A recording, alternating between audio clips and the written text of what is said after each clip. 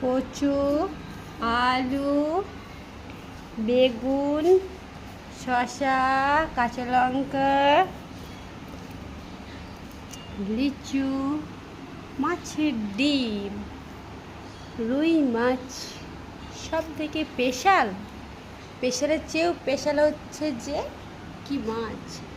কে কে বলতে পারবে কমেন্টে জানিও কি মাছ এগুলা। এটা কি মাছ? ডিম মাছ। কি মাছ? ডিম মাছ। ডিম? হ্যাঁ। কে খায় মাছগুলো? আমি খাই। খাও তুমি? হ্যাঁ। বাহ, এগুলো আজকের সব বাজার। এইগুলো সব আজকের বাজার।